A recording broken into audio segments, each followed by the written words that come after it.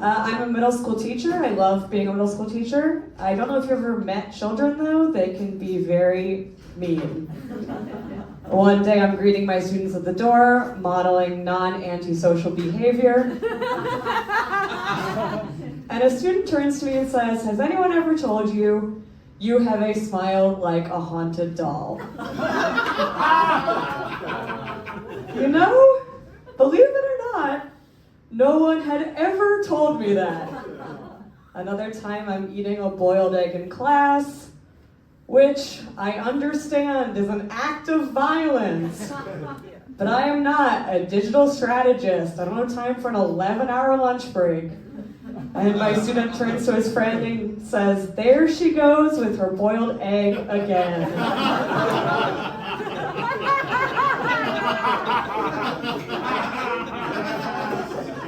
There she goes with her boiled egg again. Meaning, they had met up outside of class and talked about it. And that's some high-level thinking. I can't be mad at that. Another time I'm standing up in front of my class, teaching a classically amazing lesson, and my student Olive raises her hand and she says, "Factually, you could make more money shaking your ass on stage." Which, wow, what a vote of confidence. I can't believe I emanate raw sexual charisma in this winter coat I refuse to take off. Thank you. There's someone in the front row that's really responding. Is this Alexander from my homeroom? No, okay. I'm going to a lot of museums this summer. I love going to museums. This is me at a museum. You're telling me they use this bowl? Okay, great. I went to my first presidential library this summer. I went to the LBJ Presidential Library, the Lyndon B. Johnson Presidential Library. Not all presidents have presidential libraries. JFK was the first president to get one. They gave it to him because he's hot. They're going in reverse hot order. That's why Teddy Roosevelt still doesn't have a presidential library. Anyway, if you have the name Lyndon, you get to go to the presidential library for free. Which means I have to name my son Lyndon Zinn. At the Presidential Library, there's an animatronic Lyndon B. Johnson that says his famous speeches. It doesn't say, "It feels like I'm riding the rails in here," which is what he called to say to his tailor because his pants were so tight they were cutting off circulation to his famously huge penis. Did you guys know? Sorry, I should have let us sit in that more. Wiretapping for good, I guess. Did you guys know that LBJ had a famously huge penis? Yes. Okay, yeah. If it's that big, it should be in his museum. Wow, I don't get the board down here. A freaking applause break for that. LBJ, I don't know if you know, would intimidate senators to vote his way by whipping out his dick in the bathroom and showing it to them. Yes, for real. And I'm a big proponent of interactive exhibits, so this is what I think should happen at the LBJ Presidential Museum. Okay, you should be in one of those like urinal-style troughs, and a guy with a huge penis should be looming over you. And then you should go down and vote. Okay, great. I feel like you guys like that as like a policy pin. Thank you. Nightgowns are having a really big fashion moment. Anyone here really into nightgowns? Okay, great. Always the person that cheers looks exactly like me. So comedy is not universal. And I know nightgowns don't say I want to have sex, but they do say I want you to brush my hair and my doll's hair.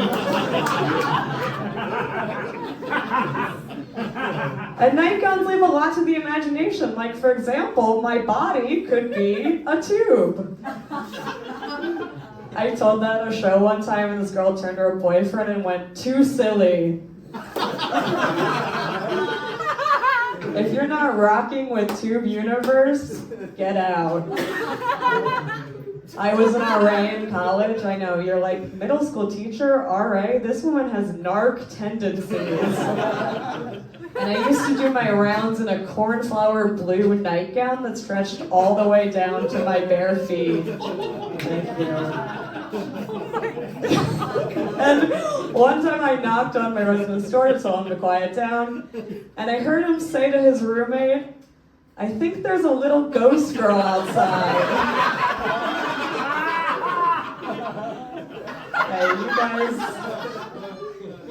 in some ways it feels very validating that you're laughing, in other ways it's like, I do be a ghostly egg-eating bitch. You guys have been great so far. I'm gonna say something that's a little sad and you're just gonna hopefully love it. My mom died when I was 19, so I sort of had to DIY my own body issues. If you can't get them homemade, store-bought is fine. No, I had a hot mom, so I have plenty of body issues. You guys should be crying, a MILF has fallen! I really was really lucky. I grew up with a dad and a stepdad that I really liked, and I've seen the two ways men can age. You can dye your hair, or you can get a late-in-life earring. And I really liked all the women my dads have introduced me to, that they've dated. It's been amazing to meet every realtor in the tri-state area. Okay, when I was in college after my mom died, I couldn't sleep at night, and so I would go into the internet void. And when I was in college, I used to be obsessed with Mormon mommy bloggers. Has anyone read these guys? Yes. They know how to make their lives sound good. But also, to be honest, if like Ted Kaczynski had a blog, I would be buying his affiliate link shrapnel. I love blogs. And one night I was chatting with the Mormon Church, a service they do not offer anymore, and I said I was interested in joining the Mormon Church. And I gave them my name and my dorm information, and then I panicked and shut my laptop. And then a month and a half later, I got from the Mormon Church, addressed to Page Unknown, a DVD about being Mormon and the Book of Mormon.